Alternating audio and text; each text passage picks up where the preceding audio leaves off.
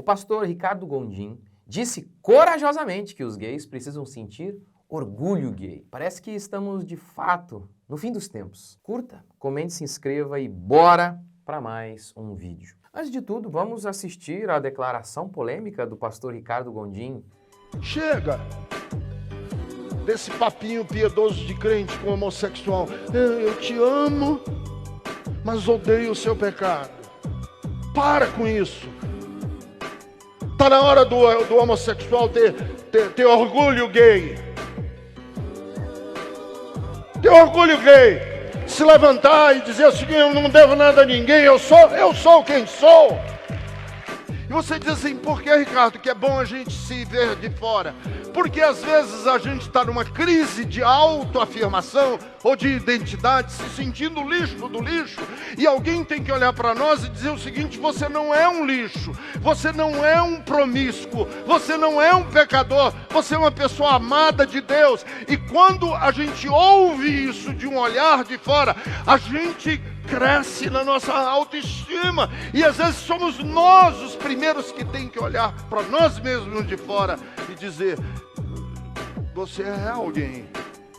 A primeira coisa a dizer é, parece mesmo que a gente está no fim dos tempos, né? Na linguagem bíblica, o período do fim é o tempo que compreende desde a primeira vinda de Jesus Cristo até a segunda. Por isso João, naquela época, já dizia, né? Filhinhos, já é a última hora. Todavia, a Bíblia também fala daquele fim dos tempos, sabe? Aquela linguagem dos 45 minutos do segundo tempo, sabe? Ao longo da história, os homens de Deus sempre tiveram a sensação que eles estavam vivendo os últimos dias. E na realidade, é assim mesmo que devemos viver. Como disse Lutero, devemos viver como se Jesus tivesse morrido ontem, ressuscitado hoje e fosse voltar amanhã. Mas, gente, tem época que parece que é mesmo agora, né? Paulo disse que um dos sinais da vinda de Cristo Jesus, algo que iria preceder a vinda de Jesus, seria a apostasia. A apostasia é esse abandono deliberado da fé cristã, essa queda total da fé cristã. Foi o que Paulo disse, né? Ninguém de modo nenhum vos engane, porque isto não acontecerá, né? Ou seja, a vinda de Jesus, não acontecerá sem que primeiro venha a apostasia e seja revelado o homem da iniquidade, o filho da perdição. Veja se não estamos enfrentando isso, a apostasia hoje. Na Europa vivemos o que é chamado de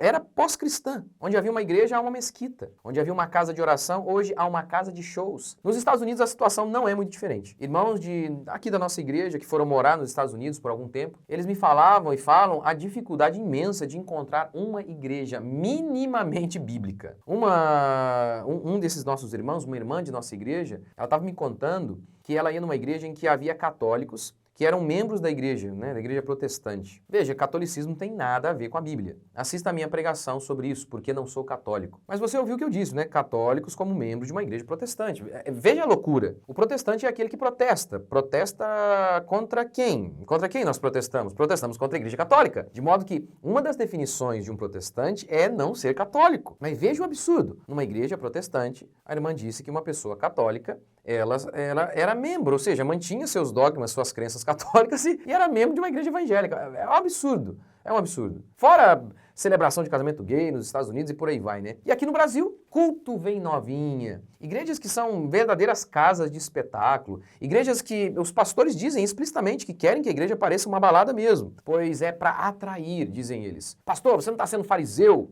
Se a igreja tem cara de balada, mas o povo prega o evangelho, não importa. Essa é a questão. Se pregasse o evangelho mesmo, tudo bem. Claro, se pregasse o evangelho, a questão estética seria importante, mas seria insignificante comparado com isso. Mas a questão é que se utilizam dessas estratégias carnais justamente porque não pregam o evangelho, como diria Paul Washer. E já que não há poder de Deus em nossos ministérios, precisamos de todo tipo de recurso profissional para manter um defunto se movendo. Por isso, meu amigo, buscai a Deus enquanto se pode achar. Mas se Jesus não vier neste tempo, se Jesus não descer nesta geração, você vai subir nesta geração. Afinal, você vai morrer. Você terá a sua vinda de Jesus. E isso pode acontecer amanhã, hoje. Agora, como que chegamos a isso, né? De um pastor defender claramente, assim, de maneira explícita, algo que a Bíblia condena de maneira explícita. Sim, pois há assuntos difíceis na Escritura, polêmicos, por exemplo, escatologia, é um assunto difícil, mas não há dificuldade nesse assunto da homossexualidade,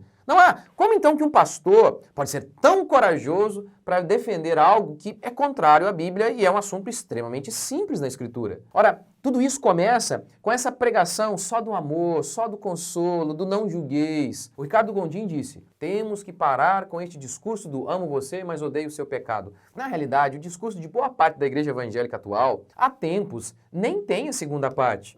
Odeio o seu pecado. Há tempos que pastores acreditam que a maneira de pregar o evangelho é não pregando o evangelho. Como assim, pastor? Eu explico. A primeira parte do evangelho constitui-se da lei. A lei nos conduziu a Cristo, diz Paulo. Sim, a primeira parte da pregação do evangelho se resume em pregar a lei e expor o pecado humano para daí, então, levar as pessoas à graça. É o que Paulo fez ao pregar o evangelho na sua carta aos Romanos. Até o capítulo 4, ele expõe a lei. Por quê? Para expor os pecados dos homens. Então, essa mensagem da lei, que Paulo diz, né, a lei nos conduziu a Cristo, é a mensagem que expõe os pecados que os homens cometem, que expõe o fato de que os homens quebraram a lei. É a pregação do arrependimento que Jesus pregou, arrependei-vos, porque está próximo o reino dos céus. Mas muitos pastores, inclusive pastores sinceros, sim, muitos são honestos, eles não são ladrões, não roubam a igreja, mas são homens que, sabe, são homens que amam sua esposa, seus filhos e mesmo assim, eles acreditam que a maneira de evangelizar não é evangelizando. É através apenas do consolo, do amor de Deus, falando apenas sobre propósito e tratando o pecador como se fosse uma vítima, abraçando apenas o pecador e não falando uma palavra sobre o pecado dele. Assim, o pecador será atraído pelo amor e depois, quem sabe, nunca chega esse tempo, quem sabe, um dia, amanhã, a gente fale de pecado para ele. Para eles, então, a ideia é o seguinte, amor primeiro e arrependimento depois. Não é assim. O evangelho começa com arrependimento primeiro e reino dos céus depois. Arrependei-vos porque está próximo o reino. Lei, depois graça. Expor o pecado para daí, então, mostrar que Deus perdoa pecado. Falar primeiro do pecado, depois do amor, do consolo, do perdão e todos os benefícios do evangelho. Ora, até para falar para o pecador que Deus o perdoa de pecado, você precisa primeiro convencê-lo de pecado. Então, essa mensagem do amor não é amor coisa alguma e tem levado à apostasia. Eu fiz outro vídeo, já falando até sobre o Ricardo Gondim mesmo, e o título, assista, era mais ou menos assim, ó, porque o seu pastor está correndo um risco tremendo de ser o Ricardo Gondim de amanhã. Então, essas igrejas que falam apenas do amor, não julgueis, estão flertando a ser um Ricardo Gondim de amanhã. O Ricardo Gondim disse, né? Olha que o gay deve dizer, eu não devo nada a ninguém. Gente, só um ateu pode dizer um negócio desse. Só um ateu. Um ateu, ele não crê que existe um ser acima dele. Então, obviamente, aí faz sentido para um ateu dizer, eu não devo nada a ninguém. Ninguém me criou. Eu vim do nada. Ninguém é meu Deus, ninguém é meu pai. Faz sentido para um ateu dizer isso. Tá vendo? Por isso que esses caras, eles são ateus enrustidos. Que quando alguém, um pastor, diz um negócio desse, eu não devo nada a ninguém. Que absurdo! Que absurdo! Nós devemos a vida a Deus.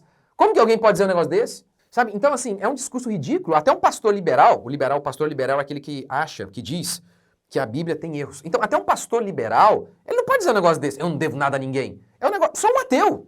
Um ateu completo pode dizer um negócio desse. É um discurso ridículo, e quando eu falo de ridículo, eu nem preciso pensar biblicamente para dizer que é ridículo. Só no campo da lógica, crer em Deus, crer em um ser superior que criou todas as coisas, e ao mesmo tempo dizer que eu não devo nada a ninguém, é a coisa mais estúpida que existe. Tem que ter muita vontade de agradar a plateia, tem que ter muita vontade de pecar para falar um discurso desse e crer num negócio desse. Mas sabe o que é legal? A falsa coragem dele. Hoje, num tempo em que pastores como eu são processados constantemente por dizer o óbvio, que o homossexualismo é pecado. Hoje que um jogador de vôlei, né, o Maurício, ele perdeu o emprego por criticar o movimento LGBT e não foi nenhuma crítica absurda, foi um negocinho bem leve. Hoje, que na TV, nas grandes mídias, é proibido criticar o homossexualismo. Sim, é proibido. O cara perde emprego. Hoje, em que nas grandes fábricas a bandeira do movimento LGBT tá lá, ó, esticadinha. Sim, eles se infiltraram até nas fábricas. Uma irmã de minha igreja estava contando esses dias que o filho dela perdeu o emprego simplesmente por dizer que não concordava com isso. Ele batia as metas, era considerado um ótimo funcionário, mas eles fizeram uma pressão lá, um evento, sei lá o que, não lembro exatamente, mas ele nem esbravejou, não. Ele só falou, olha, não concordo com isso não. Pronto! Se tornou um funcionário péssimo, foi despedido. lindo. Hoje, abrir a boca e dizer homossexualismo é lindo, não tem nada de coragem. Apesar de no discurso ele pareceu tão corajoso, não tem nada de coragem. Você é como um torcedor do Corinthians que grita no meio da torcida do Corinthians: vai, Corinthians! Não tem coragem nenhuma. Corajoso é gritar vai, Corinthians, no meio da torcida do Palmeiras. E é isso que eu estou fazendo aqui agora. É isso que todos aqueles que continuam sendo fiéis à Bíblia estão fazendo. Esses são os corajosos de verdade. Corajoso você seria se você dissesse: o que vocês fazem é pecado. E um dia vocês vão prestar contas diante de Deus, porque vocês devem sim algo. Vocês devem a alma a Ele. Vocês devem o ar que vocês respiram a Ele. E isso não é apenas corajoso. Isso é verdadeiro e amoroso. Sim, mesmo correndo risco de processo, prisão, retaliação, e justamente por amor se diz isso, que pecado é pecado, que se chama pecador de pecador. É como um pai que repreende o filho e o faz justamente porque ama. Só um pai tem coragem de dizer certas coisas. Nem o melhor amigo tem coragem de dizer algumas coisas para um amigo. Não tem coragem. Eu sempre digo isso, né? Por exemplo, do bafo, coisa feia, que argumento. Mas é. Gente, nem o seu melhor amigo tem coragem de falar para você: meu amigo, você tá com bafo. Pai fala. O pai, porque ele ama tanto o filho. Ele não tá nem aí se o filho vai ficar chateado com ele. Ele ama tanto o filho que ele quer livrar o filho da vergonha, do mau caminho, das coisas erradas. E por isso, por amar tanto o filho, mesmo sabendo que o filho pode ficar bravo com ele, por amar, ele fala: filho, tá errado. Filho, não faz isso. Ninguém nunca olhou na minha cara e foi tão duro comigo como meu pai. Ninguém. Para de ser arrogante, rapaz. E meu pai fez isso várias vezes. E dizer isso, expor o meu erro. Não falar assim: ai, filho, você tá com autoestima baixa. Ai, meu filho, tadinho. Não. Ai, filho, você tá se sentindo um lixo. Não. Eu tava me sentindo muito bem. O meu pai que me fez me sentir um lixo. E graças a Deus por isso, porque eu era mesmo. Quer dizer, muitas vezes a gente continua sendo, né? Graças a Deus por isso, porque é ao ver isso que a gente muitas e muitas vezes está agindo como lixo. Aí, graças a Deus, a gente reconhece os erros e muda de vida. Arrependa-se. Esse é o discurso de quem realmente ama. Vocês são pecadores e precisam ser salvos, porque um dia vocês estarão diante de Deus. E aí vocês vão saber que a fala desse pastor e de todos os outros que querem agradar o mundo, que querem agradar a Rede Globo, que querem agradar toda uma galera, vocês vão saber que o discurso deles não foi verdadeiro. Que vocês se arrependam e encontrem em Cristo salvação. Afinal de contas, todos aqueles que o buscarem, por mais profundo que tenham ido no pecado, por mais profundo, ele disse isso: se me buscarem de coração, tiverem fé, eu perdoarei os seus pecados. Todo aquele que invocar o meu nome, disse Jesus, será salvo. É todo aquele mesmo. Por mais fundo que você tenha ido no pecado. Essa é a boa notícia do Evangelho, que todo aquele que crer e se arrepender, crer em Cristo Jesus, será salvo. Você crê?